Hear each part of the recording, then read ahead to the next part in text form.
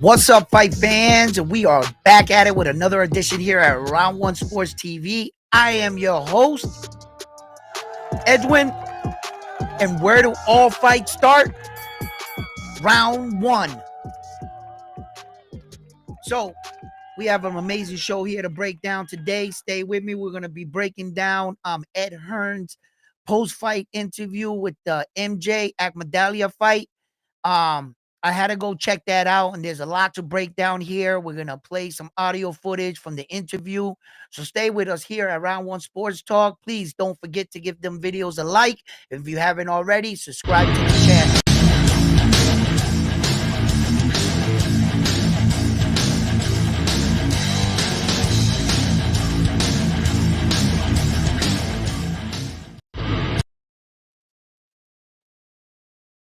So what's up, fight fans? Yeah, we're gonna be breaking down this Ed Hearns interview. I got on a little bit late because I wanted to see what they were saying at this Akhmadalev because I knew that Naoya Inoue's name was going to be mentioned, right?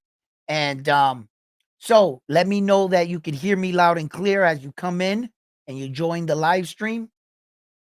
And if you can please put up a comment real quick so that I know that my messages are being read here on the restream. If you could just give me a what's up, thumbs up or something, and I can see that your text messages are popping up here. Let me see if it'll let me go down to the video. Yep.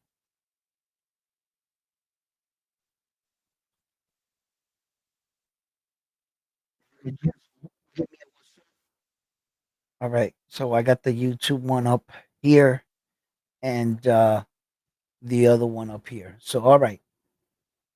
So let's talk about it. So now MJ Akhmadalev has this fight coming up right now against Espinoza, and what they're saying at the post-fight interview, you know, b- Akhmadalev, not very fluent with English or some of the fighters. So it wasn't really like intense, but this is a big fight nonetheless. And we're gonna be breaking down what Ed Hearn had to say about his fighter. And in fact, when we talk about boxing promoters, right, this is important right here that we're going to watch this audio right here and video and break down what he says, because Ed Hearn said a lot in this video. uh uh you know Boxing promoter talk, and we're going to see exactly where he puts his foot in his mouth, where he actually tells the truth in the video, because these boxing promoters and Ed Hearns know what it is to be caught in a lie. And, throughout Ed Hearns' boxing promoter career, he tried to stretch the truth real big. And fans and social media, they're undefeated. And they'll call you out on this shit. They'll be like, wait a minute, they'll fact check what he said, and they'll make videos on it like, yo, you said this. Just recently, he got into this whole big thing with Jerron Boots Ennis because Ed Hearn and Jerron Boots Ennis weren't on the same page. And as you can see, he tried to do damage control, but eventually putting his foot in his mouth again. You know what I mean? But these are the kind of things that boxing promoters themselves are, right? And then you hear Ed Hearn talk about, oh, um, Naoya Inoue is ducking MJ Akhmadalev. He's ducking him, and that he's avoiding fighting his mandatory, and like he's trying to like push Naoya Inoue into a corner, or let the fans know that Naoya Inoue is the one, in fact, ducking Akhmadalev. So I was like, okay, let's see what he got to say today. So he went on the interview. Yo, what's up, Carlos? How you doing, baby? You can hear me loud and clear. So he went, and I knew that he was gonna say Naoya Inoue's name. So I'm gonna play what he said, right? And we're gonna break it down, and you're gonna see exactly what boxing promoters are about. And you know, and keep in mind, MJ's his fighter. He's fighting on the zone.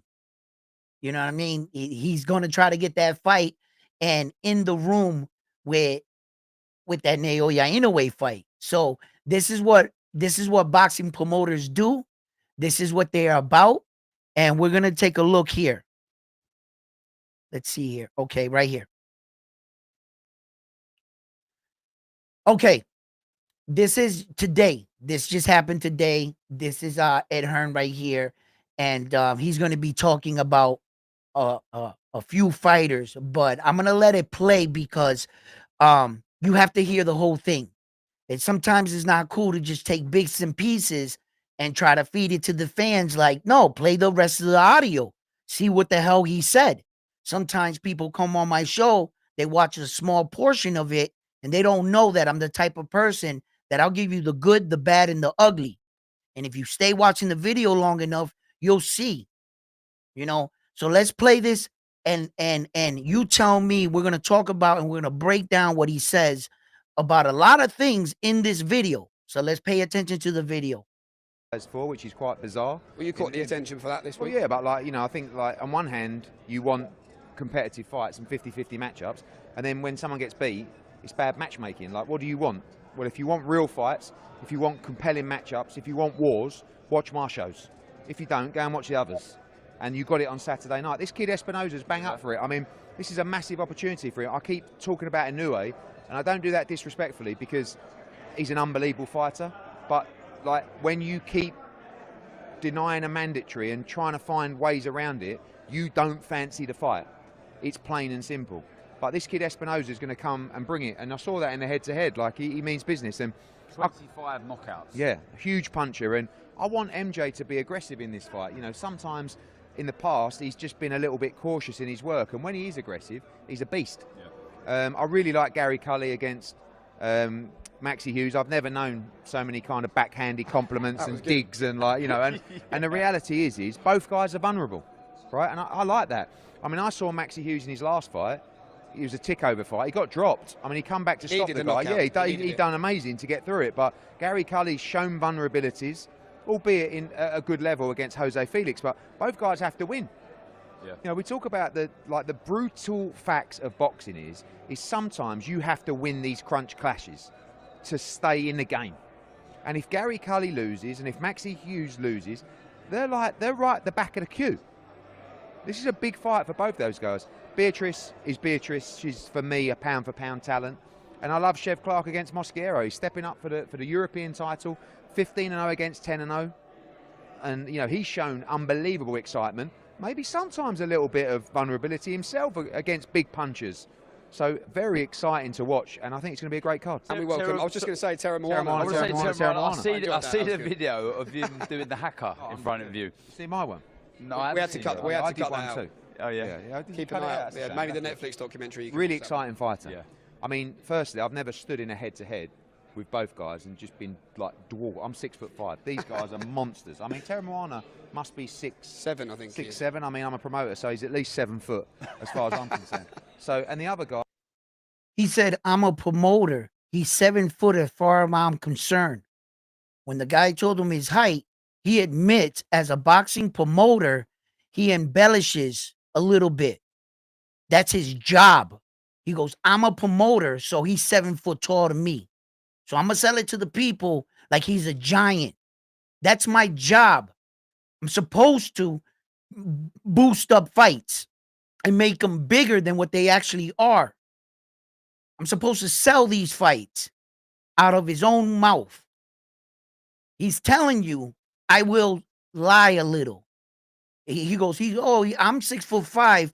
This guy's 6 something. The guy told him the height. He goes, well, to me, he's 7 feet tall. You know, I'm a promoter. Right there. That's his job title. He doesn't hide from it. Let's continue. He's 5-1. He's a good fighter. I think sometimes we forget Terra Moana's already had 4 pro fights, albeit at a small level in Australia. Looked really good as an amateur. Like, gave Jalilov hell and walked him down and tried to beat him up. He's going to be very exciting. And listen, we need some heavyweight blood coming through. I think we got one of the best young heavyweights in the world in Terra Moana, as David Diamonte's going to say on Saturday night. Did you also see His Excellency Turki Al-Sheikh commented on a video on the match? You know why that was? Because he said, "Who is this guy?" And I was in his hotel, and I said, "I'm telling you now, this guy is the real deal." And then Turkey puts out a post going, "He is good." Yeah. I said, "I just told you he was good." So yeah, I'm sure we'll see him in Riyadh season soon. You're going to love watching Terra Moana. Very exciting. Sorry, Darren, I thought you were going to ask something. I will ask a question, actually. Just going to go back to the main event. We've been talking, and you've been talking about Inoue, and MJ been out the ring for a year. Is this a case of more than just winning? Does he have to look good? I know, look, the most important thing is winning, but when you're talking about those mega fights, trying to entice someone like Inoue into the ring, you've got to look good. But the reality is, right, is you can't criticise Inoue because he's fought some great opponents. Yeah. But he's just boxed TJ Dehaney, and now he's fighting Brad Goodman, right? No disrespect to Brad Goodman, he's a tough kid, but like they can't win they can't really, like, if they sneak around, they've done really well. When I mess up a name here around One Sports Talk, I get a lot of criticism, right? My man Ed Hearns is a professional boxer promoter that's supposed to know all the names and everything. He just called him Brad Goodman. It's Sam Goodman. Twice he said his name wrong. You just heard it, right? Okay. It means that we're human. We all can make mistakes. Let's continue. They can't win. MJ is the only fighter in the division that could beat Inoue, or could even give him a good fight, a real fight. And it's like, you've been ordered twice. It's not. I don't expect them to pick him as a voluntary, because I wouldn't pick MJ as a voluntary if I was promoting Inoue. Whoa. You're not getting away with that. Did you hear what he just said? Did you hear what he just said? He said he's been ordered twice to fight him. Ordered. That doesn't make you a mandatory. You can order anything. You can order a ham and cheese sandwich with extra lettuce. You can order anything. That doesn't mean he has to honor it, because the WBC is trying to get the big fight in their belt in the ring with their promotion, you know, in that action, right? So, you know, they can order anything, but he wasn't the one in line, right? Listen to what he says right here. Let's just back it up a second. I hope I backed it up enough. Really, like, if they sneak around, they've done really well. They can't win. MJ is the only fighter in the division that could beat Inoue, or could even give him a good fight, a real fight. Look. He said, MJ's the only fighter that can beat him. And then he fixed that. He goes, or give him a really good fight. Because he knows, you know what I mean? He's not 100% thinking that MJ can actually beat him. He knows, right? He's like, give him a really good fight. Listen to what he says. Then he says, look, watch. I'm going to let it play. And it's like, you've been ordered twice. It's not. I don't expect them to pick him as a voluntary, because I wouldn't pick MJ as a voluntary if I was. They ordered it twice. I'm not expecting them to pick him as a voluntary. I'm not expecting them to pick him as a voluntary.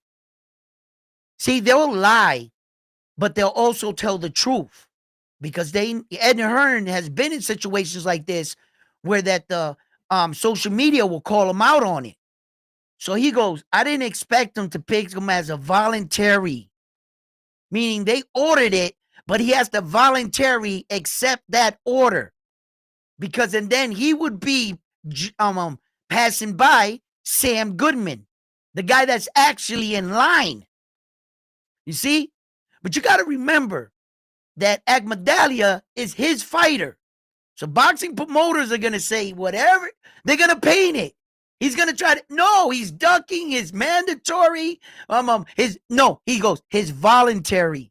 He's ducking his voluntary. They ordered it twice, not his mandatory, that they ordered it twice, and that he goes, I didn't expect him to pick him, right? So if you didn't expect him to pick him for a voluntary matchup, not the mandatory matchup, the voluntary one.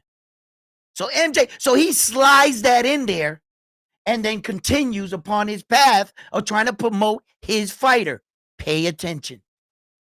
Promoting Inoue. Yeah. But when it gets called, and when I'm calling it out, and I'm trying to get a little bit of momentum, for fight fans, because they know a duck when they see one.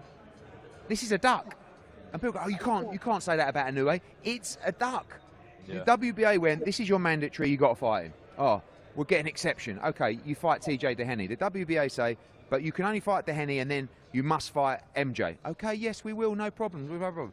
Beats Dehenny. Oh, let's look at another mandatory instead. No, you've been told you got to fight him. Oh, and I don't think they'll fight him. So to keep that momentum, do you believe that a punish? You've got to look good. You can't. I can't say all this stuff, and then he goes and squeaks a win and don't look great, right? If he goes out there, this kid's going to be tailor-made for him. He's going to walk him down. It's going to be a war. But hopefully, through the war, MJ knocks him spark out, and I can get in the ring on Saturday night and say it to the cameras, and MJ can say it as well. Because you've got to build, like in Japan as well. No one knows who these guys are. Brad Goodman, who's it like? But if we start making some noise about this fight and this man, it becomes a bigger event, and hopefully they'll take it. Eddie, we've seen massive fights happen in the last 12 months, mainly thanks to Riyadh season, that we perhaps never thought we would see. He called him Brad Goodman. Yo, first he acknowledges, right, that Naoya Inoue would have to take him on a voluntary. Then he goes on to say that it was his mandatory. And then he tells you that the WBA ordered the fight. The WBA ordered the fight. He's the one that's calling it a mandatory. He'll tell you the truth about what they said, but he's a boxing promoter. He's going to add his little spin. Naoya Inoue ducking anyone. Why would a man such as Naoya Inoue duck anyone? What tells you in Naoya Inoue's career that he's ducked anybody? That he's scared of any fighter? Wasn't Stephen Kubo Fulton supposed to be him? The much bigger guy, the best 122-pound the world had to offer, and he was an American with the American slick style that Naoya Inoue has never come in contact with. How'd they go for him? He didn't win a single round before getting brutally knocked out. Somehow, they want you to think, and he also said, oh, Espinoza is tailor-made for MJ. Tailor-made, meaning when you match make and you pick them and you acknowledge that he's tailor-made, that means your guy is supposed to win. Not only is supposed to win, he's supposed to win impressively. We got you a fight so that you can look the most impressive, so that we can petition for this Naoya Inoue fight. And that was one of the things that he admitted, and he said to Akhmadalev, I want you to go out there, don't get a slow start, and I want you to knock out this guy impressively. Why? Because he's trying to sell the people the fight, right? And I always said, eventually MJ is going to be him. Because after this Sam Goodman fight, legitimately, I believe he's next in line for the WBA. And like I talked about it, yes, 100%. Akhmadalev is the #1 WBA ranked opponent for the WBA. Naoya Inoue is an undisputed champion, meaning he has all 4 belts. Once you enter undisputed championship status, the organizations start a line of which fighter that undisputed champion has to fight first. There's a line. There's a ranking system for all 4 belts, and each ranking system is trying to get their guy to fight for the belt. So when it comes to an undisputed champion, these organizations just don't allow you to jump over their guy. Now, if it happens to be that their guy is not ready, let's say the IBF #1 contender is not ready, they give him a phone call, well, then they'll go to the WBA #1 ranked contender. If he's not ready, they'll go to the WBC, and then they'll go to the WBO. like that. Marlon Tapales and his team, it was apparent for the world to see. You know why? Because they lifted up their skirt for you, and all you had to do is just connect the dots. When Marlon Tapales, I hate when I do that. I always call MJ Marlon Tapales. I always mess that up. I don't know why. The correlation just keeps coming in. But you know I'm talking about Akhmadalev, MJ. I'm sorry about that.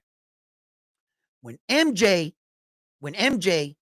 went and tried to feed it to the fans that he was threatening to suing Naoya Inoue and his team for not honoring the WBA #1 ranking, right?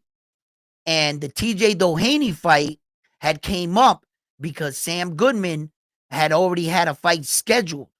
So he said, I'm going to go along with the fight I already have scheduled. Naoya Inoue, I will see you in December. Enters TJ Doheny.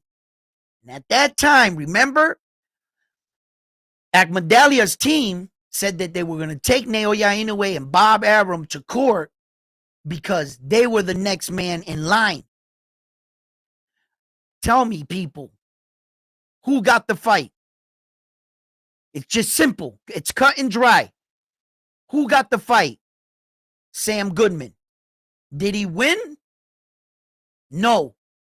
Who is MJ fighting right now? Espinoza. Is his name Naoya Inoue? No. Why? Because he didn't have a leg to stand on. And I knew it. And he tried to paint Naoya Inoue like if he was ducking him. Naoya Inoue was like, I'm not ducking you, bro. Just be next in line.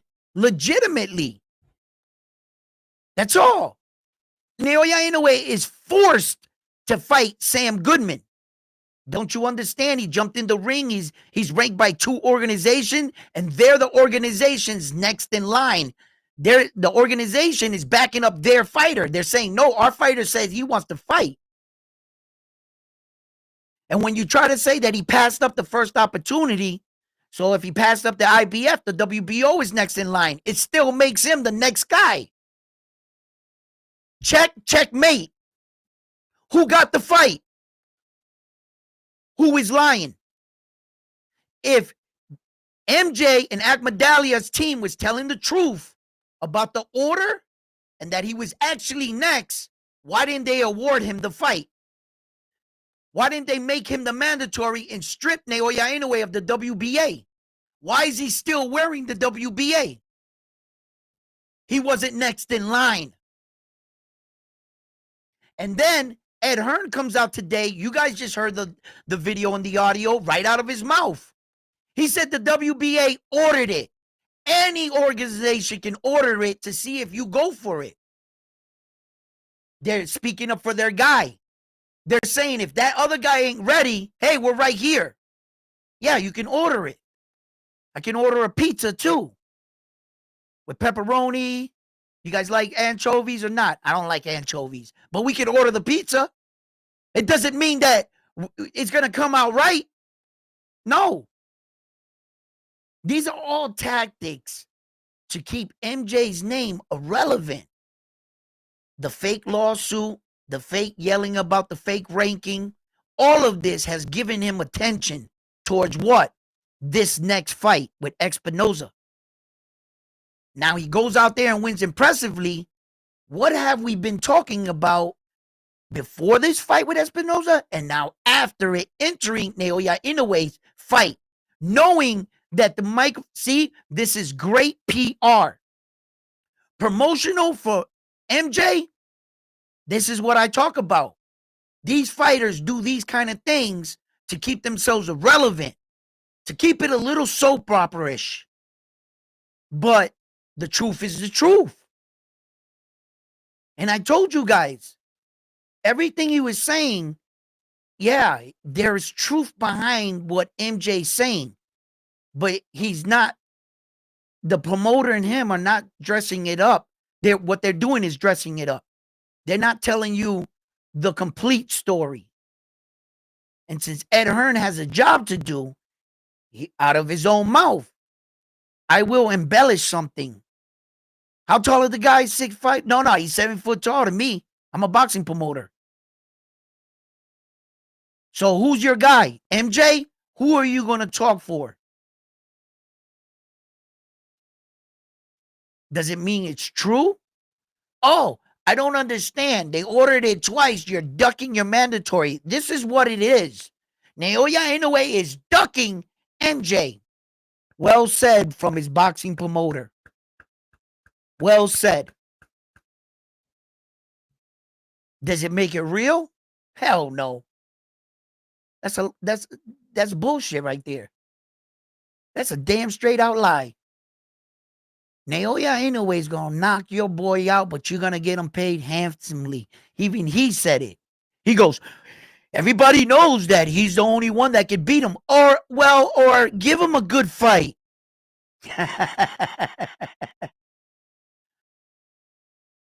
You know, don't talk your boy up too much, because remember, everything you guys say, he's gonna take it out on MJ.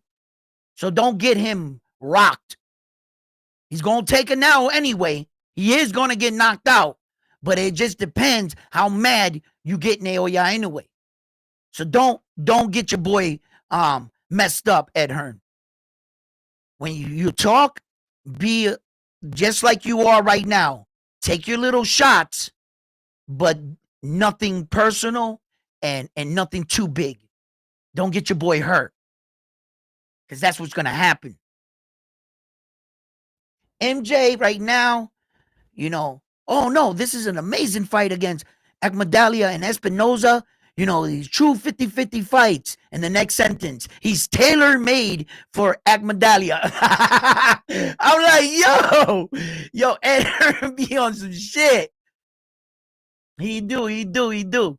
And like, guys are gonna hear a lot now. Interesting enough, where does Naoya Inoue, after this Sam Goodman fight, I'm pretty confident on the side he's going to get the victory.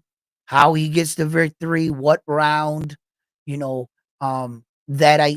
I would just be speculating or guessing. But I'm more on the side he's going to get it done against Sam Goodman in Japan. And what is his next announcement? For the last 2 to 3 fights, I've been talking of anticipation. And I was just like, damn, he's going to stay at 122. I'm like, all right, cool. But we as fans, we're starting to realize the obvious. There's nobody left there. There's nobody listen, Naoya Inoue technically doesn't need Akhmadalev or MJ to solidify himself as the best 122 pounder in the world. He already beat the top 122 pounders in the world. Let's not forget that. And he also knocked out and defeated the guy that beat Akhmadalev. So he beat the guy that beat the man to be the man. So let's not forget these things. So in technical terms, Naoya Inoue has cleaned out the 122-pound weight division already. He doesn't even need this fight with Sam Goodman, really, but since he's the number 1 and 2, by beating him, that solidifies it.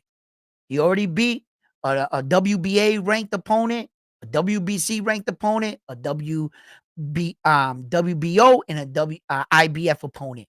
By beating Sam Goodman, he's ranked for 2 organizations. That means he would have beaten an opponent ranked in every organization as soon as he beat Sam Goodman. That's checkmate. Every organization put up their man, and every organization's man lost. That's winning the belt, defending the belt, clearing out the division, and beating all champions. That is the definition of cleaning out the division. There's no higher. What do you want him to do? Fly? There's no higher. You see, Lionheart? You see, and it's not just me that messes up names. These are pros. That's a boxing promoter right there that is right there in the action, in the heart every day. He's promoting these fighters. You would think that he would know the guy's name, right? But Brad Goodman, I can't wait for Naoya Inoue to be Brad Goodman. I think he fights him after Sam Goodman. He's going to fight. That's his uncle. So he's gonna Brad Pitt jumps into the ring like this. Yo, Lionheart, what's up, baby? How you doing in the building? Thank you for that one. That was funny, man. So as we look at this, realistically, a lot of us are trying to like, you know, uh watch Naoya Inoue's next announcement, where a lot of us are like really focused on what his next move's gonna be. Because it can be big for boxing. Junto Nakatomi's name has been brought up in several occasions, and this Saudi guy entering the equation, making a kind of like an alliance with Naoya Inoue and letting him know that he acknowledges him for the fighter that he is, and he would like to do business with him.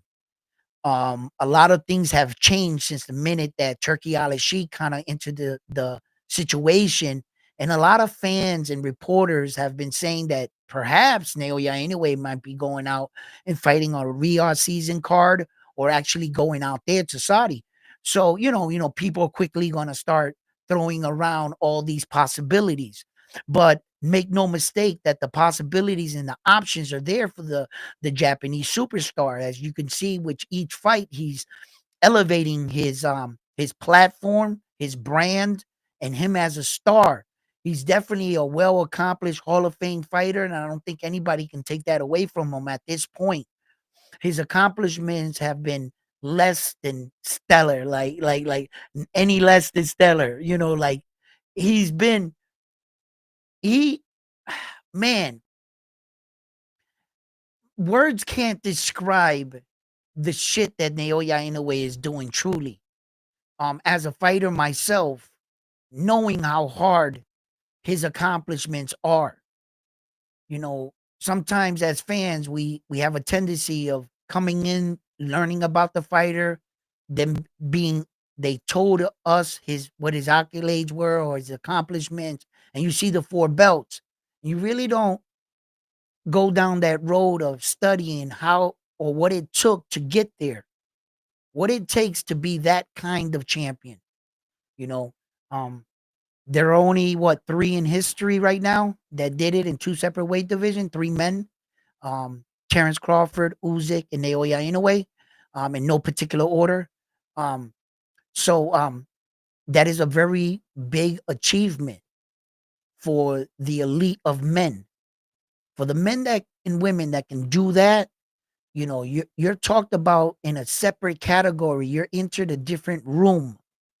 Naoya Inoue, Terrence Crawford right now, they're in an intense race to see if they can up one in each other and see if another one can go up to 3 weight divisions and unify all 4 belts. But that's easier said than done. Terrence Crawford already moved up to what can possibly be his 3rd weight division, and he's already gotten 1 Infinity Stone.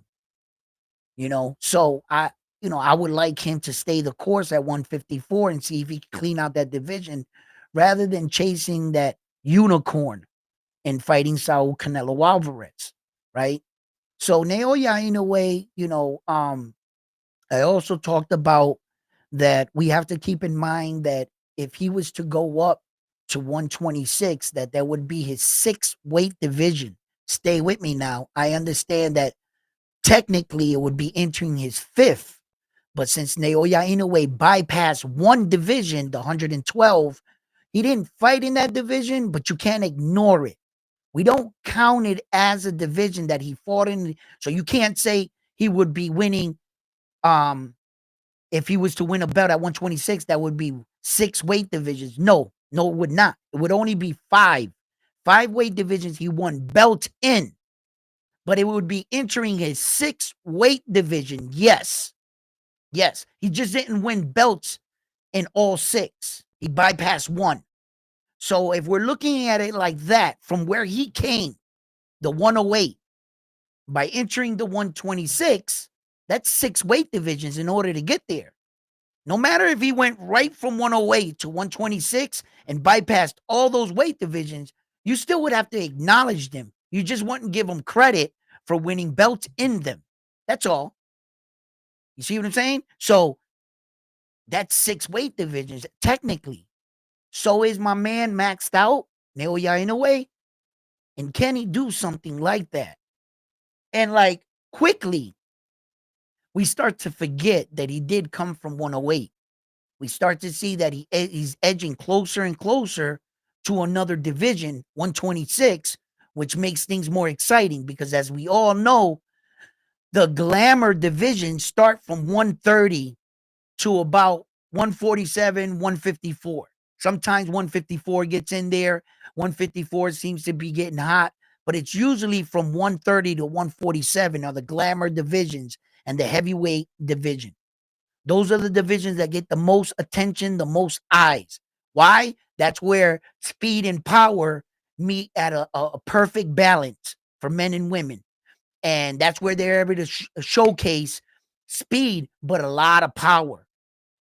You know, when you go further down this way from 130, you go down 126 and down, you're going to get a lot of speed, but not a lot of power. When you start going up from there to the heavyweights, you're going to get a lot of power, but you don't technically got a lot of speed and a lot of skill. That's where the speed and power meet at a perfect blend in those weight divisions. That's why they're the most watched because the best fighters in the world typically fight in those weight divisions. And that's how they rake it. And if you're not in those weight divisions, they kind of don't consider you the best fighter in the world. That's what the argument comes from Naoya Inoue and a lot of like hardcore fighters because he's not fighting in those weight divisions. They still consider him in a division where it's basically dominated by speed. And Naoya Inoue is introducing power to his fights. And they can't believe he can hit as hard as he does, and he's getting the kind of knockouts he's getting. And that's why he's getting so much attention. Because he's truly doing, and all the accomplishments, of course, that's big and part of his success. You know, it's one thing to knock out fighters. And we see it all the time in the sport of boxing. This guy getting knocked out and so forth, right? But it's also the level of competition you're doing it too. Naoya Inoue was knocking out all champions. He was knocking out, not all of them, you know, but he was knocking out champions, defending titles, putting up belts. He was doing championship shit. He was entering World Series of Boxing, coming out the winner. He was collecting 4 belts, collecting another 4 belts. That's why they were like, wait a minute. People can knock out anybody. You could defend 1 belt 11 times. You'll get a little buzz. You start jumping up 4 weight divisions and challenging the champion, no tune-up fight, and you start going after champion after champion after champion, moving out through the divisions. Now people are starting to say, what the hell is he doing?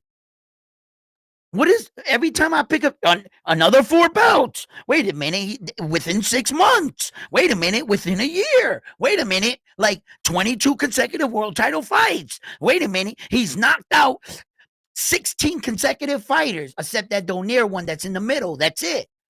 From there, like, what? He's like, it's the way he's doing it. So when they're viewing him, the other boxers that are in the glamour division, you know, they're already in the most watched divisions. They're not going to try to give him his credit. They're going to say, what weight is he in? They're going, oh, he's a small guy. And until they started really paying attention to him. Then the Tank Davis is, no, you know, I got to admit, Tank Davis off rip. They try to like, hey, what do you think about this? Tank Davis turned around and was like, nah, he's the truth. He's the truth. Tank Davis was like, nah, no. That guy can fight. Tank Davis knew what he was looking at, and that's awesome. That, and then the reporters, they're always going to try to go back to Tank, and they try to feed him that shit. Naoya Inoue said this about you, Tank. And Tank caught it like that. He was like, he ain't say that about me. He ain't say nothing like that. You trying to get me to go and say some shit about him. See, Tank's learning. You know, Naoya Inoue never really disrespected him, bro. He never disrespected him. He never did it. None of that. He shows Tank Davis respect, Naoya Inoue. and Tank show him back. And Tank's like, he's not in my weight division. I don't got to freaking shit on him. You're gonna try to get me to shit on him? He's not even. But I'm gonna. I know what I see, and what I see is real talent. He's the truth. Mike Tyson, a lot of fighters are starting. Mike Tyson knew way back then. Mike Tyson made that video like a year ago. He was like, yo, you want to see a good fighter? That dude, he's a monster. He's better than Manny Pacquiao. That's the truth talking right there. And we love Manny Pacquiao, but the truth, this is true. Manny Pacquiao was great in his own way. I hate judging these fighters, and put them against each other, but I'm in agreement. I think he's doing it a little bit just better. He has a better style. I think he has better power, better speed. Yeah, I'm in agreement with that statement that Iron Mike Tyson made. And a lot of boxers, former champions that are able to speak freely. Tim Bradley, Tim Bradley's like kind of like me a little. He'll talk great about Naoya Inoue. He'll take shots at him. He'll challenge him on some things because Tim Bradley is a man just like myself. I kind of see him. We're not easily impressed. We're not impressed. I've seen 100 knockouts. I've seen skilled fighters. I watched Floyd's career. I'm not impressed. I'm just telling the truth. I'm not overwhelmed by this dude when, you know what I'm saying? Nothing. But I do respect him and honor him as the best fighter we have. And it would be an honor to meet a man like that. That's just the truth. And if it's not the truth, show me someone else that's done anywhere near what he's done. And make sure your guy is coming on at least 23 world consecutive title fights because he has 22. So if your guy's going to be better than him, I would say at least he would have to one-up him, just one, right? Well, whoever this fantasy guy is, whatever fantasy record, I hope he has 4 divisions. He's successfully unified all 4 belts in 2 separate weight divisions. And I hope he has 22 consecutive world title fights in a row. In a row. And I hope he defended all 4 belts. He's defending them 3 times now. He's going on the 3rd one, right? So I hope your guy at least defended all 4 belts 4 times. I hope he has 5 weight divisions. And I hope he has 23 consecutive world title fights. Because apparently, if anyone feels like there's someone out there that's better than him, I would like to meet him. Because I would like to talk about him. Because I would like to say how much better he is than Naoya Inoue. And please provide the proof so that I can come up here and alert the world. I want to see his record. I want to see what you're talking about. Not favoritism, not being a fan. Just honest, the truth. And it's okay to have your best fighter and think that your fighter is better than him. That's 100% okay. You can love Tank Davis and say he's better than Naoya Inoue because you're a fan of Tank Davis. You're 100% correct, brother. Support your fighter. Support your fighter. I'm not here to change your mind. I'm just here to tell facts. You have at it as a fan. You got the right to pick your fighter and support your fighter. That's up to you. I'm just telling you what is. This is what this guy's doing, bro. There is no other fighter out there today that even comes close to his record.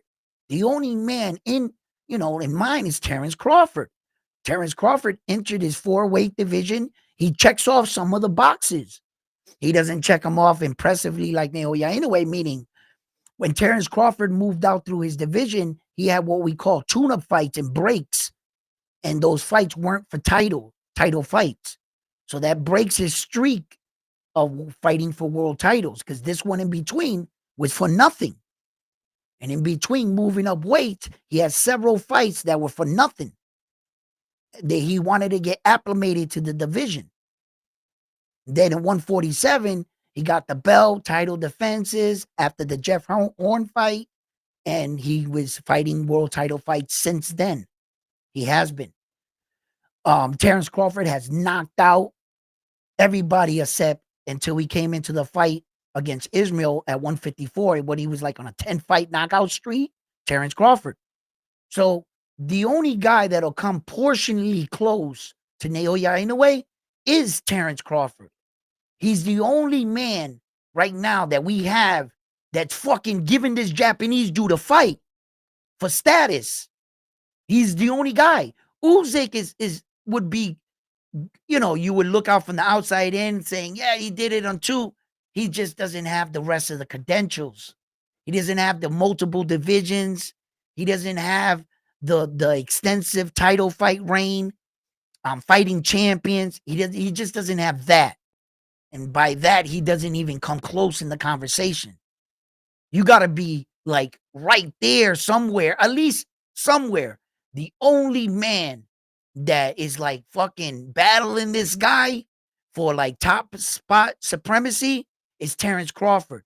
And what really helps Terrence Crawford out, he fights in the glamour divisions. His career was made in the glamour divisions, which means that's where the best fighters are in the world. The best fighters in the world, they're saying, weren't at 118, 108, 122. You know what I'm saying?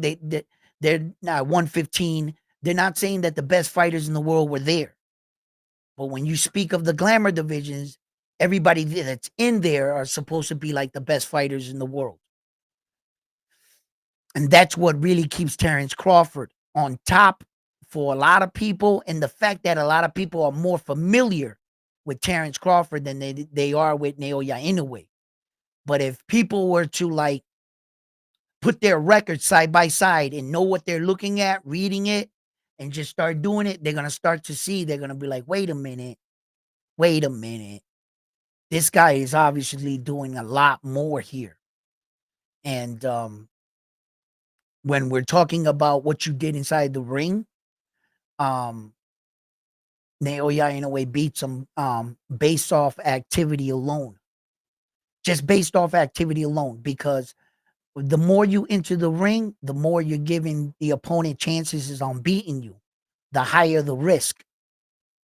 If you're not taking that many chances, not that many risks, and you're playing it safe and you're only fighting once a year or maybe twice a year now that he stepped it up, and he did fight within a calendar year twice, Terrence Crawford.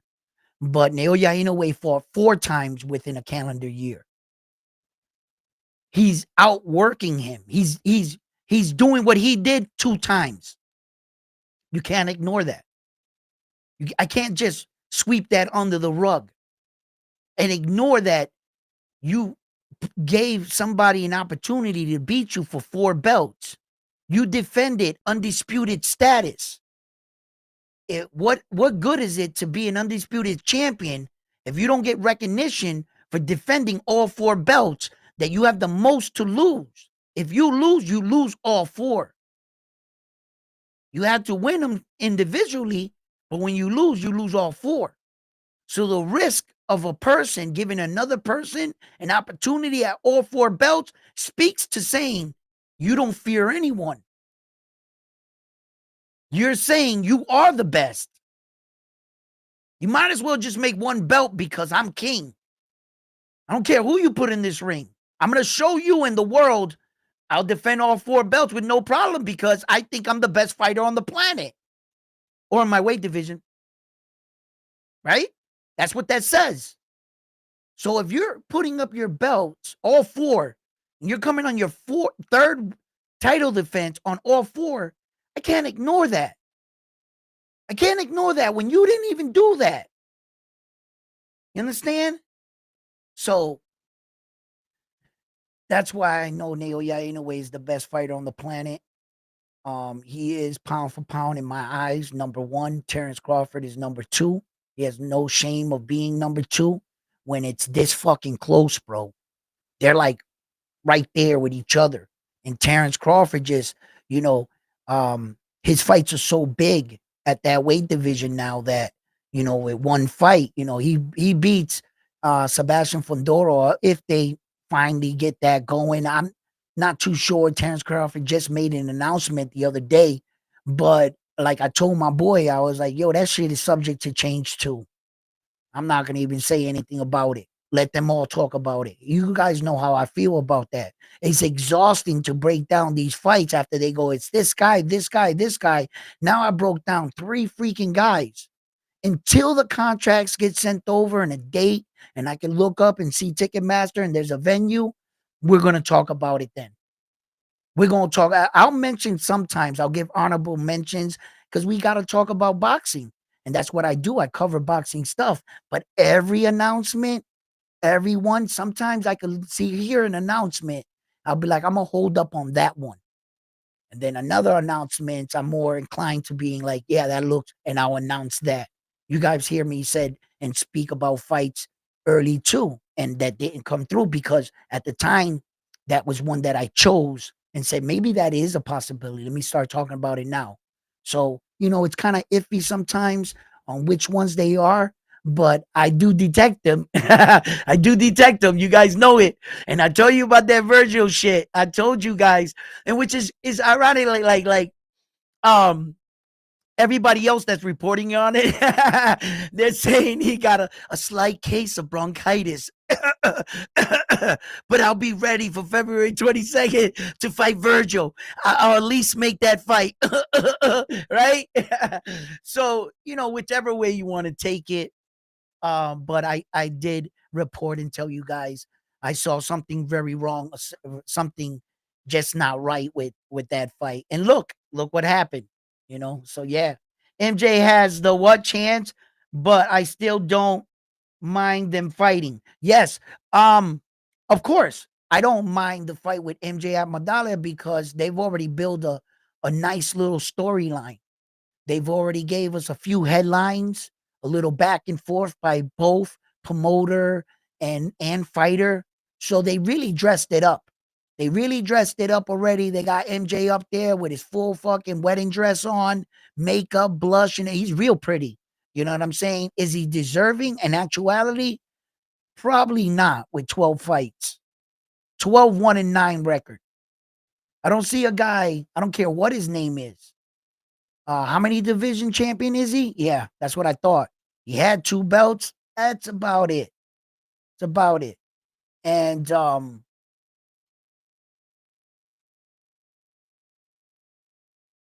no, he's not. Nah. I try to be like, yeah, but he did this in my head real quick and fought this guy. Nah. Nah. Uh-uh. You're not supposed to be fighting a guy with a 12-1-9 record, having a 28-25 being undisputed champion of the world. How the hell does a guy with a 12-1-9 record get in front of you? How does that happen? There's no way he has a belt if you have all 4. So it's not like you can say, well, then he had a belt. He made himself. No. What are you, the number 1 ranked contender? Which belt are you the number 1 for? And that's where we're at. Does it make him any more deserving than any other man? Naoya Inoue don't play that shit. I try to tell you guys. He fights the guys in the ranking system. At least he's doing that. When you compare him and you guys are complaining about Naoya Inoue, about, oh, I don't want to see this fight. He should have fought this guy and this guy ducking. Who are you comparing him to? What fighter you know that is doing it better than him? And if there's no fighter doing it better than him and he's doing it the best, then what the fuck are you talking about? How much better can he do it if he's doing it the best? And if you're saying, no, there's other fighters, elaborate with us, please. Round One Sports Talk, I'm here. Educate us, please. Help us out here. Show me a guy that's doing it better. Show me a guy first that fought 4 times this year. He has to qualify now, right? He has to meet the standards. You can't fight one guy and say, hey, he was fighting this guy and that was the biggest fight. No, well, that's one guy. That's one fight. So at least he's got to be at least doing better shit than him if you're going to introduce a better fighter. So show me someone that's actually doing it better than him. Where's your measuring stick? Who's your measuring stick?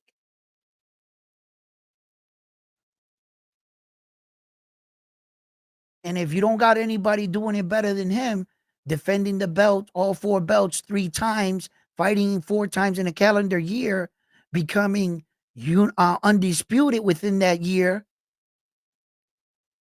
who's doing it better than that? But yet, oh no, he's ducking, he's doing this, he's not fighting these guys. What are you talking about? He's fighting all the top guys in his division. In his division. Who's doing it better? But yet they got no problem talking shit like he's just an average dude. Like he's just the average. No, he's possibly doing it the best, the most consistent fighter we have today. Not bouncing around, not bringing one guy up from a division. He ain't doing any of that shit. At least he stays within the number 1 if you were a champion or the number 2. You mean everybody that he's fought in his last 5 fights were either champion or the number 1 ranked guy. The only guy that he's allegedly frowned upon was TJ Doheny, and he was ranked number 2. So he hasn't fought anybody with under a number 2 ranking in his last 5 fights. The rest of them were champions and number 1s. Who's did in last 5 fights? Give me a guy in his last 5 fights that's doing it better than that. I'll wait. I'll be right here. You're not going to find him, bro. He doesn't exist. So who are you judging him from if he's doing it the best? That's all I'm saying.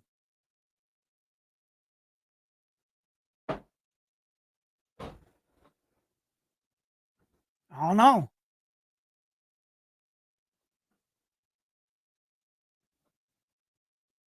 Luis Pantera Nari was number 1 for the WBA.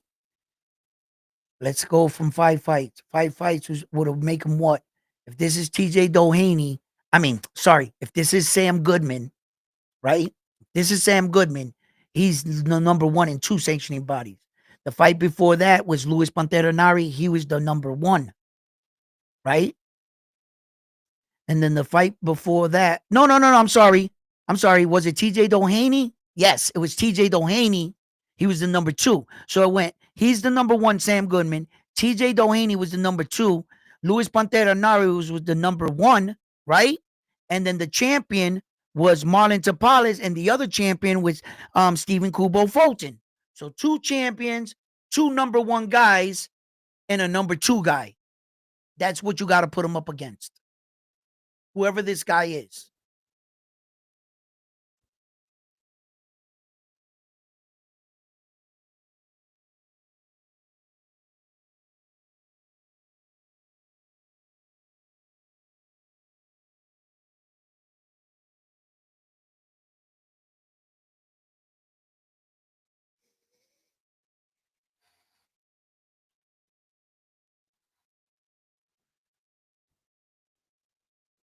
What's up, brother?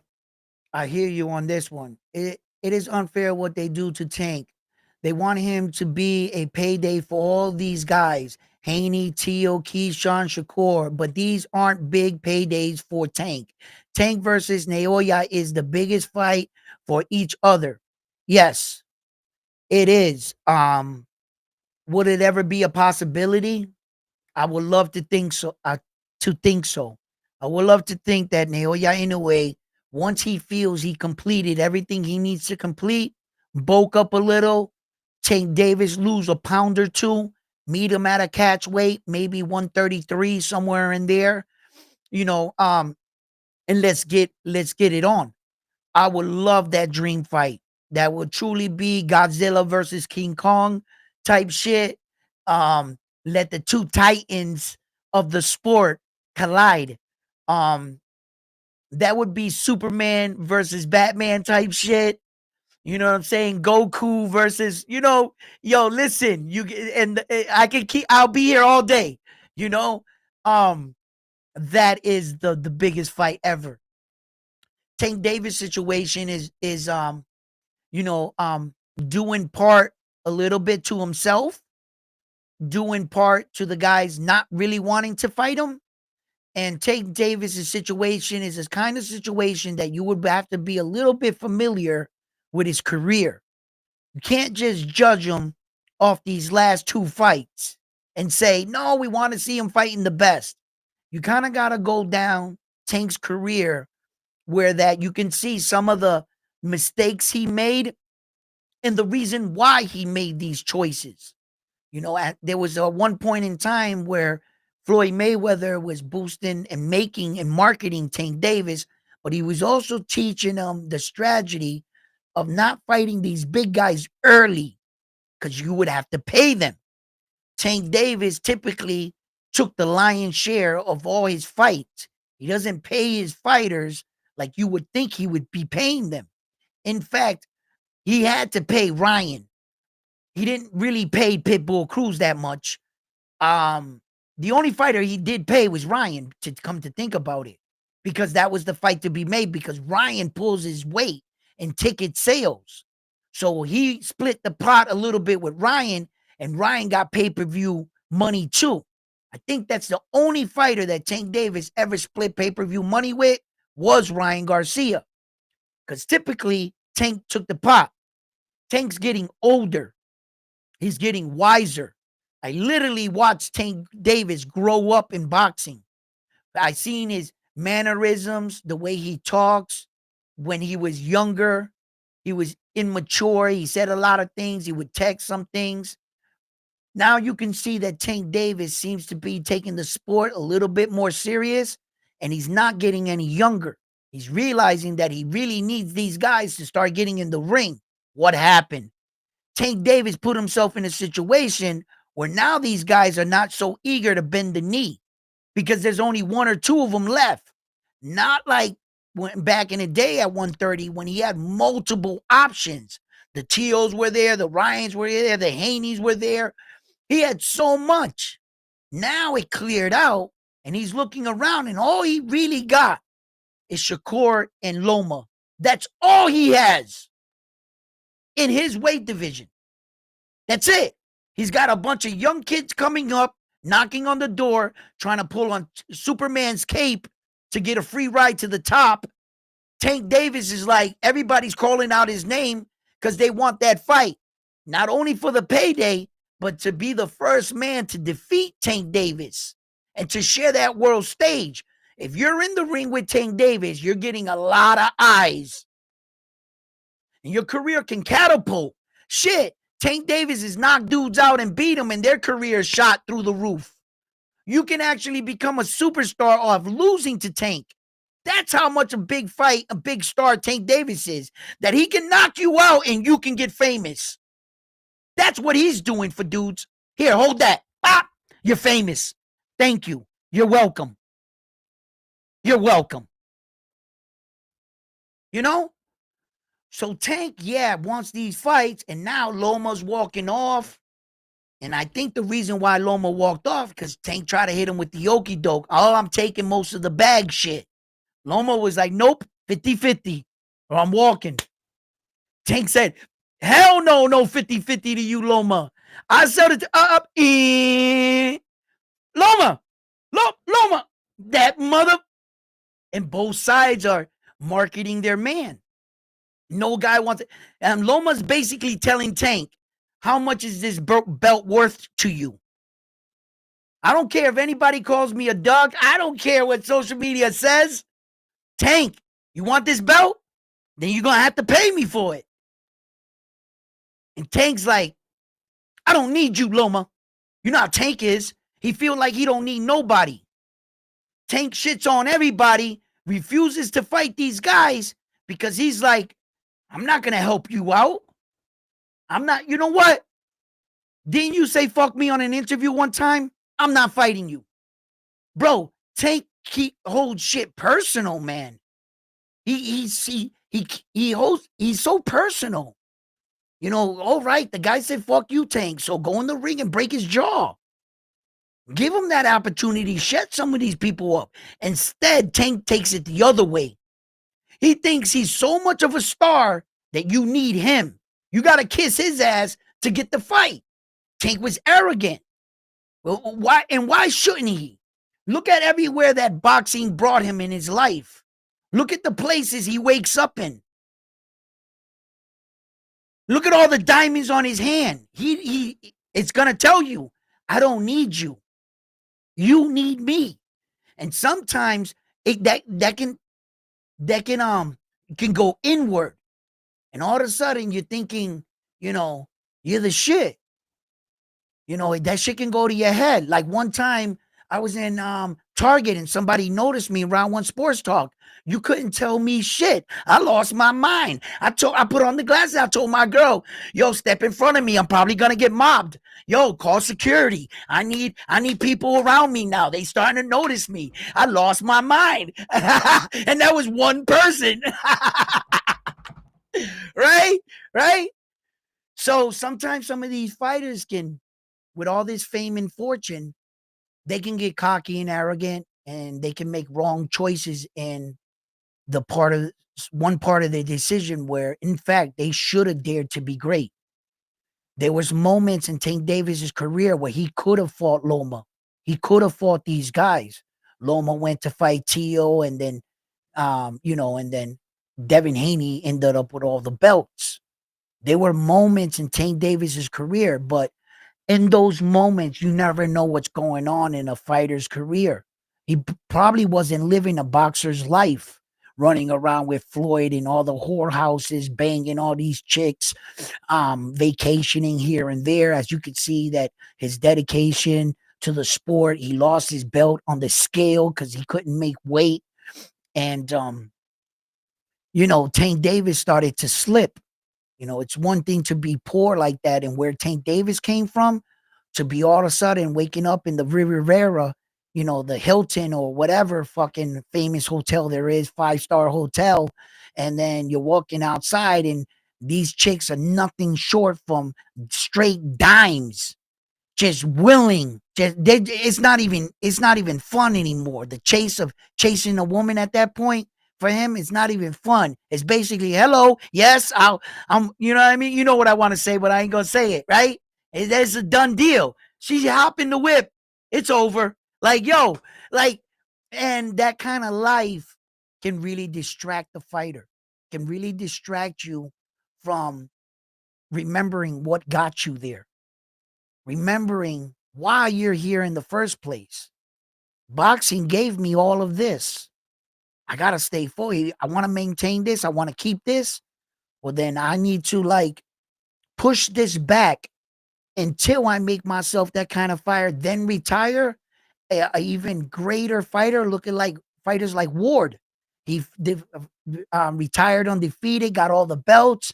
Did people want to hang out with him after his career? You're damn right. So in between time, it's important to stay focused and stay in the gym.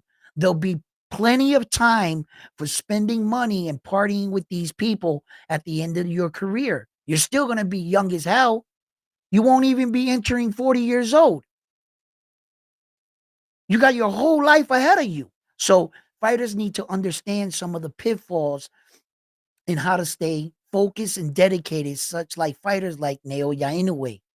He's basically fighting every 4 months, for God's sake. That's what he had to do to get 4 fights in 1 year. He's fighting every 4 fucking months. Yeah. So, I don't know where, in fact, or where MJ and his team are gonna, it's gonna get crazy once Naoya Inoue knocks this dude out. I laughed. Naoya Inoue right there himself grabs the mic in whatever Japanese, and he says, "Yo, Akhmadalev, you're next. I'm not going anywhere until I shut your mouth up." Right? And wherever Akhmadalev, get in this ring right now. And Naoya Inoue starts to pop off on Akhmadalev for the first time. Like, he ain't never said nothing about no fighter. Imagine, you piss him off that much that Naoya Inoue actually grabs the mic and says, "Yo, where's MJ at in this ring? Is he here? Is he watching at home? Tell him to get out from underneath the bed. I got something to say to him. If you could get him to stop shaking, right? You, Akhmadalev, I'm going to knock you out. You're next. No excuses. I'll fight you for free if I have to, right? What happens when he does that? Yo, all of a sudden, Akhmadalev announces, I'm moving up in weight. I can no longer make 122. After my last fight, my performance, I got to move up. You know, yeah. Careful what you ask for, bro. Careful what you ask for. You know, and in boxing, though, this is a sport of fighting, right? You really want to prove that you're the man, you know. And I respect Akhmadalev and MJ. And I actually inside love the shit talking and the rivalry. But I like reporting on it too. And I like to keep it real. But when a fighter makes himself intriguing or the builds up the suspense in a fight, you want nothing more than your fighter to shut the people up and to shut that guy up. So if you're becoming that guy, well then when you see that man coming around the corner, it's not time to get scared now, is it? No, you better start taking steps towards him. So we're going to see, man. Is a strong contender, beating up everyone around Saul and in his weight division. Well, Benavidez is just too much of a threat to Saul Canelo Alvarez's reign and throne right now at this point in his career. Although Saul Canelo Alvarez is all of the age of 34 years old, has he turned 34 yet? I know he was 33 a little while ago. I think he did. He turned 34.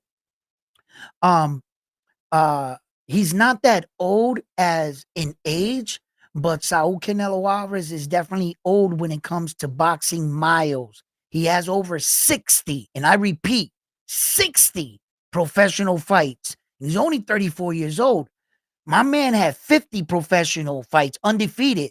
Saul got 60 fights, bro. The mile and wear and tear on that man, like his face needs to be like in the inside, a rock. From so much punches to the face and stuff, like his face must feel like leather. And that shit must feel like it looks smooth with all the creams and the lotions, right? But I'm telling you, bro, that face gotta be hard. His hand, because when I fought, what I used to do when I used to box, right? One thing I did for my hands, besides like hand exercises and getting this muscle right here in your hand strong. You see that muscle? That's where you make your fist. Your fist, your punch, the two fingers you can't do without in order to be a fighter is the thumb to make the grip and the pinky. You can't make a fist without your pinky. Try to make a fist like this right now and see how secure and how strong it is. How strong can you get it? Without your pinky, you can't make a proper fist. You need your pinky, right? So when we're thinking about like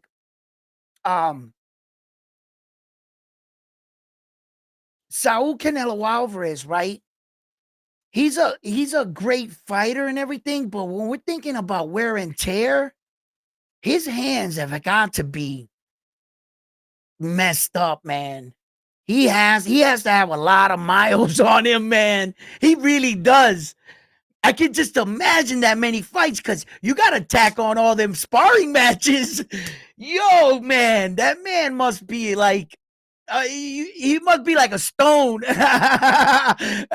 right? So he's got a lot of wear miles on him. So that's why I say when David the Monster Benavidez, right, came at the tail end, to tell you the honest to God truth. I'm going to tell you the God honest truth. So help me, God, right? There was a point in time, Saul Canelo, David the Monster Benavidez was calling out Saul Canelo Alvarez just when he lost his belt for cocaine drug use. Benavidez, he lost his belt, and then Saul picked it up. During that time, Saul could have fought David the Monster Benavidez, and I truly believe this guy, and stay with me when I say this. I'm going to break some stuff down. He would have beat David the Monster Benavidez. I know what I just said. Just relax. Take a deep breath. I'm going to explain why. And I'm going to explain that he can't beat him right now. I don't think he can. But there was once upon a time that I felt that, yes, he could have beat David the Monster Benavidez. If you go look at that point in time, you watch any David the Monster Benavidez fight, look down. Stop looking up at his hand movement because he was all good there. Look down. Look at his footwork. Yo, it was garbage. Straight basura. Trash. I know amateur boxers that had way better footwork than David Benavidez. Yeah, man, his foot, it was trash. And Saul Canelo Alvarez would have captivated on that. He was crossing his feet too young. He was like in a T, David the Monster Benavidez. If he would have switched stance from lefty to righty in front of Saul would have dropped him right there. Saul was too technical of a fighter. He was too young. He was too green. Saul would have beat him. Now, David the Monster Benavidez, he's a problem. He's a problem now. His footwork got that much better. He's better stationed. His foundation is a lot better. He's not crossing his feet as he used to. He understands a little bit more. He's rangy, he's long, and he could take a punch. And he can give a good punch. He's too dangerous for Saul. I don't think Saul should fight him no more. Not now, because just stay the duck that you are. Don't, you've been ducking him this long. The whole world knows that you're a duck, Saul.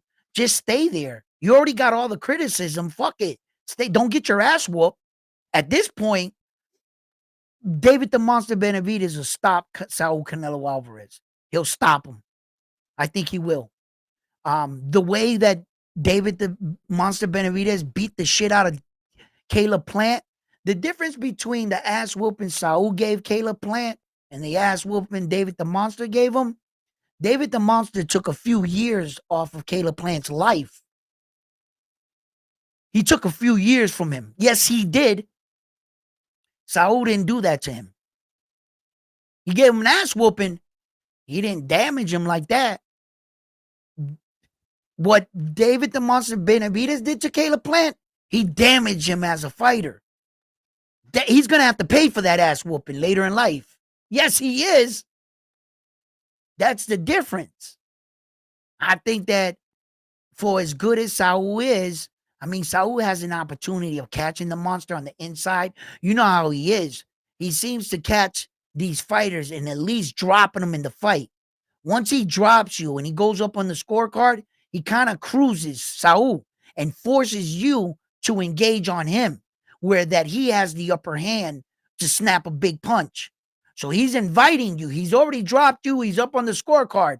Now Saul downshifts it and he tells you, come in the front door if you want to. I got this right here waiting for you. Saul can crack. So once Saul gets you, we've all seen it.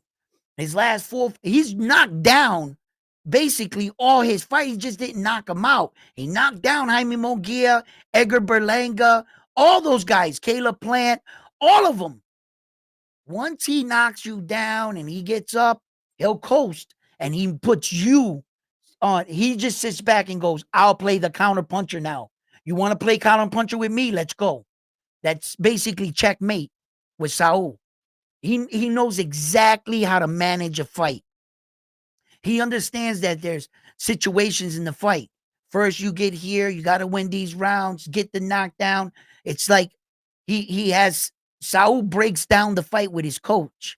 What he's going to do between round 1 and 3, what he's going to do from 4 to 6, and what he's going to do from, etc. like that. He's a master at it. Saul is a fucking master at winning. He knows how to win a fight. He's a master at it. Yeah. So, but now David the Monster Benavidez is a problem for him.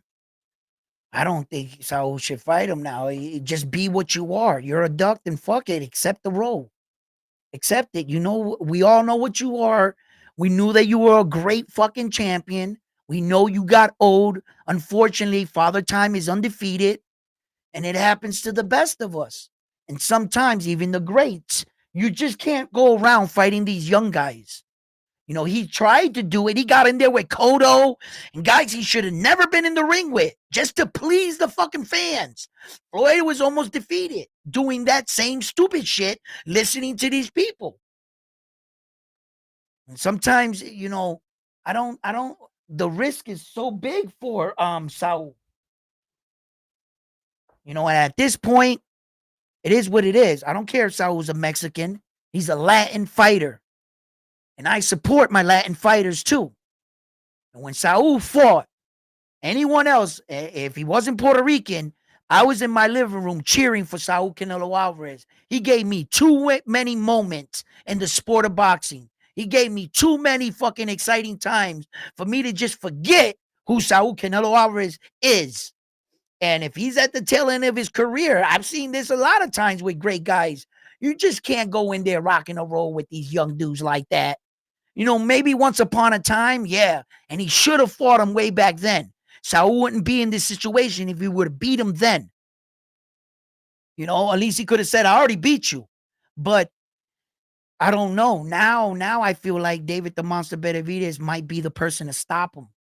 He had too much time to study him. Too much time to watch. There's too much film on Saul. He's not getting any faster. David the Monster Benavidez is so tall, rangy, cracks. He can fucking crack. It's just too dangerous. It's just too dangerous. I don't see Saul taking that risk. Nah. Hell no. He's gonna get hurt. He's gonna get hurt. What are you guys saying about that?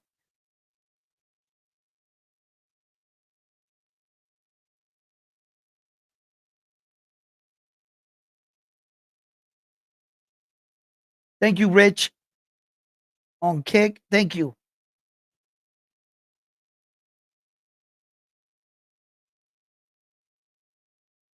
What?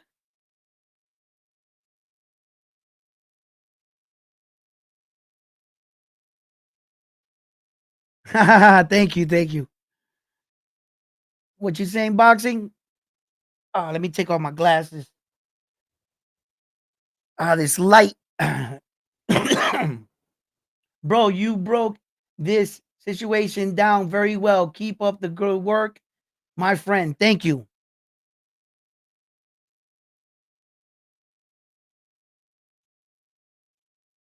Saul stopped Plant. Benavidez didn't. Yeah. That's true. Yeah, that's, you know. But that ass whooping he took, I would have threw in the towel at Caleb Plant's fight. they were about to stop that fight, like I think in the 10th round. They were threatening to stop that fight. He skated out of the 11th, and they said, "Yo, you want to end the fight?" And they gave him a Warriors, you know, because they know how much it meant to him. But at any point, you could have stopped that fight with Caleb Plant.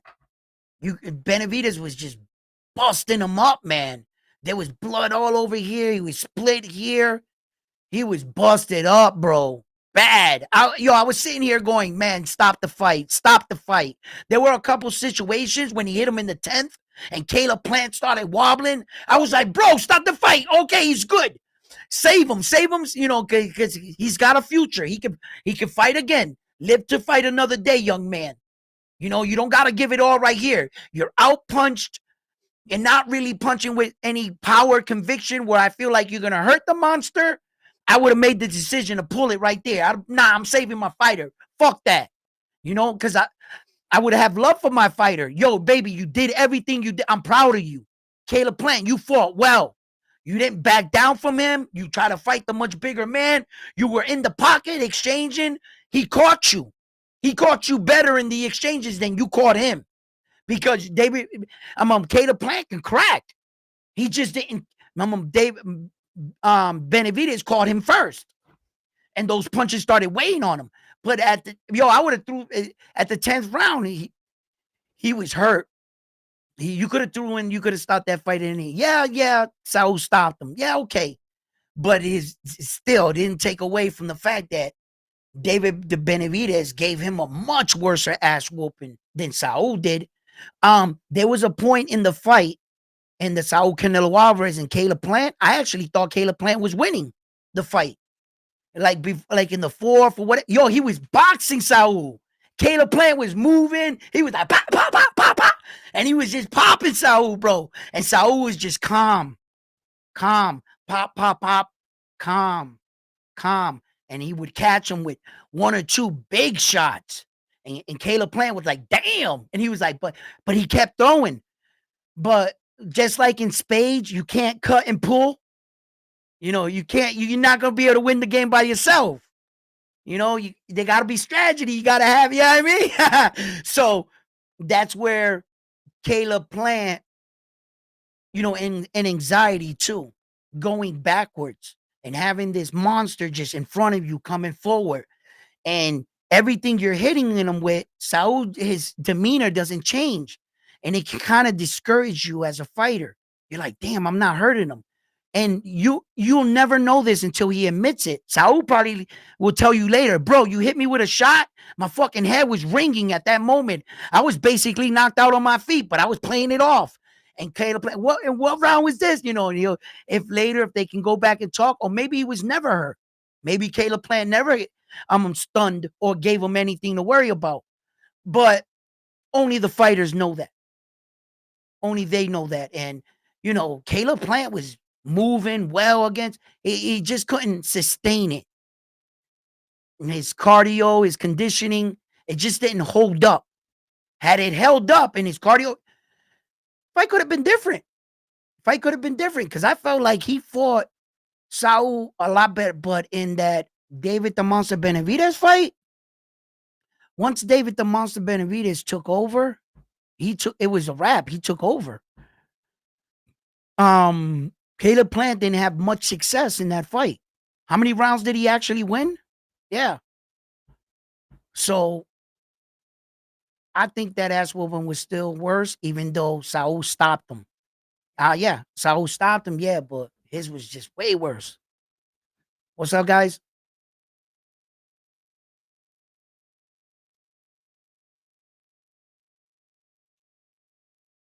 It was so quick, right? And that's the shot. Like, he hit Jaime Munguia with basically the same shot he put down Edgar Berlanga. With that, it's so quick. And then he'll get up on the scorecards on you, and he's just gonna be like, come on, Jaime, or and Edgar Berlanga, once he got caught with that man was so cautious. He was on the back just going like this. Edgar Berlanga, how many rounds did he win against Saul Canelo Alvarez? 0? Because I don't think he won a round. He's out here partying like he got a moral victory. Like he's been everywhere, running up and down, like he won the fight. I never seen someone party so much off a loss than Edgar Berlanga. He act like he won the fight. He didn't win a fucking round. I was like, yo, that shot from, it's just that he knows his timing, Saul, and once he catches your timing, your rhythm, you know, and he's just setting you up because Saul reads his opponent. Not every fighter reads. Some fighters just box. Some fighters just fight. Not every fighter has the ability to read an opponent and what they're doing, to be 1 or 2 steps in front of your opponent and to walk him into a big shot. Those are special fighters can do that. Some fighters can make 1 read. Some fighters can make 2 to 3 reads. And sometimes all it takes is that 1 read to knock your opponent out. You know, but the great ones like Saul, he's a real boxer. He's the definition of a real boxer, Saul. He is. He really is. And I have to give him his credit. I'm in agreement that this is bullshit that he didn't fight his mandatory for this long, 3 years, David the Monster Benavidez, and I will call him a duck. But I understand his situation. I understand that Saul has already gotten to a situation in his career. I'm in agreement. You shouldn't hold up anybody else's career if you're not going to give these guys a shot. I believe he should vacate the belts. The WBC should have no problem franchising him, and he should keep the ring and the Lineal magazine belt. With those 3 belts, he can still promote himself as a champion and fight these, guys, and allow the rest of the guys in the division to achieve their dream. Come on, Saul Canelo Alvarez, you knew what it was like, a young fighter coming up the division, wishing that a champion gave you an opportunity. And you know how much it meant to you to become a world champion. Don't hold up these guys' careers. You do realize in the division that you're in, there's over 1,200 registered fighters in the world. You're holding up over 1,200 registered fighters and plus, career. That's the only thing I'm not in agreement with Saul Canelo Alvarez, that if you're not going to fight these guys or the number one guy or this and that guy or this and that you are in a position in your career where that you've given the fans enough blood and the fans should support you at the tail end of your career, I'm in agreement with that. But please vacate those belts.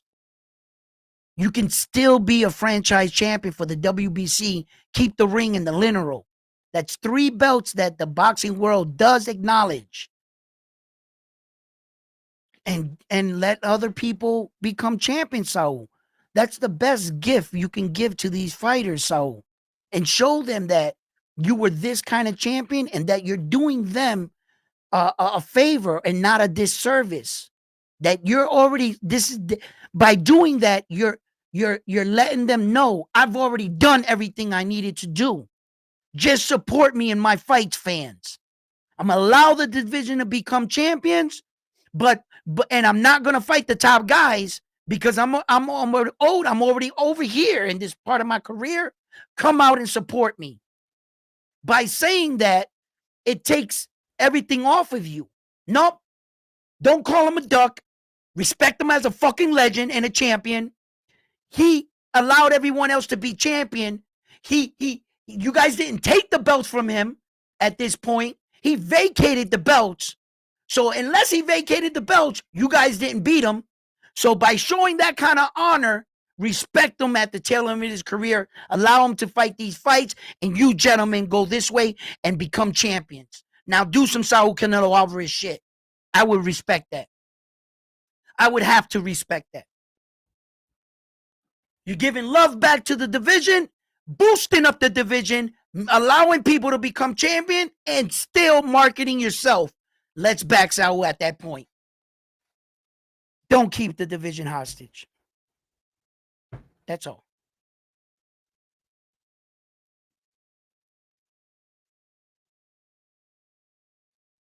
At this point, I'm starting to think he is afraid to face him. Yeah.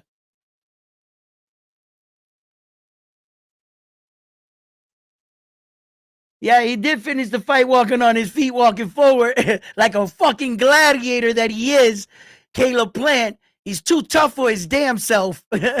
You as your trainer and as a coach, he'll be mad at me, but I hope he'll love me tomorrow because I would have wanted to throw in the towel to save my fighter. He probably would be mad at me, because he's so fucking tough. He walked out wanting to end that fight with David the Monster Benavidez on his feet. That's a moral victory for him. But he took, in order to achieve that moral victory, he had to go through the fire. And at what price? At what price is he going to pay for that beating? I would have saved him 2 rounds from the beating. I would have stopped it in the 10th. Yeah, if I was his coach, I was going to throw in the towel in the 10th. Yes, I was. So he would have took 2 less rounds of beating, and the outcome would have still been the same. Nothing would have changed.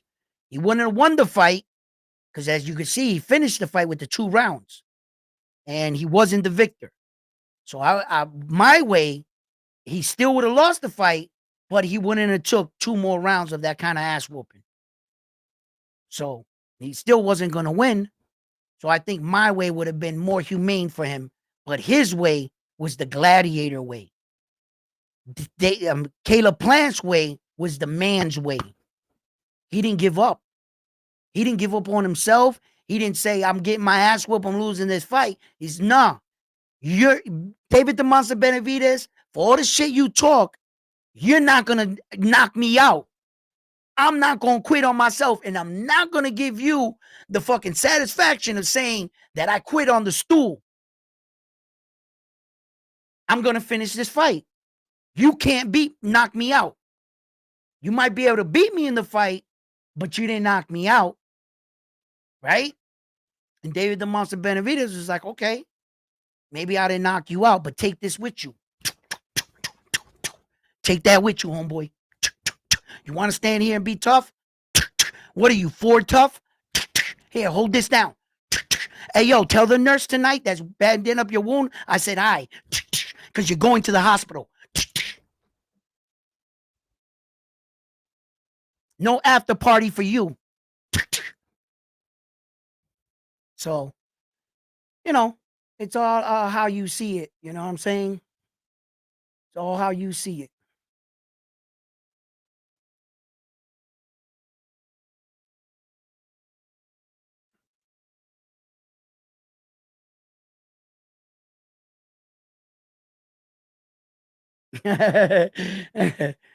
Yeah, man. So, fight fans, how long we been on today? I have no idea. But today's my night show. I have to go on tonight. So we're going to be on tonight. We're going to be talking. Listen, don't forget to leave your comments in the comment section. Tonight, I'll probably be dropping the link and we could come on. So don't miss me today. 7:30 is usually the time I'll go on tonight.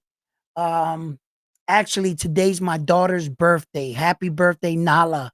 I love you. She turned 11. That's right. We're supposed to be taking her out to eat tonight. Okay. I might not be able to come back on tonight. I'm going to try my best. It might be a little late, but I'll get back here. It'll probably be under 9, you know. So, you know, the restaurants do close at 9. So it has to be under that time. I can imagine we'll be back home. So, if anything, I'll try to squeeze one in. We could talk about this situation with Akhmadalev, Naoya Inoue. We could talk about David the Monster Benavidez. Anything you want, Tank Davis. How you feel about some situation, and if you feel like you just want to come up and share a little bit of information about your favorite fighter and get it out to the public, well, I'll give you your opportunity. Here at Round One Sports Talk, we build a safe platform where you can come and give what you feel of a fighter and won't be criticized. I won't lash out to you. You're not going to be cornered in. Opinions are like assholes. We all have them, and we should respect what other people and how they view these fighters. From me to you, I love talking boxing, and this is a safe platform where we can do that. So stick with me here at Round One Sports Talk. Please give them this video a like, subscribe to my channel, and please donate to the channel so that I can build this platform as big as I can. Thank you. Happy holidays out there, and I'm on to the next one after this one.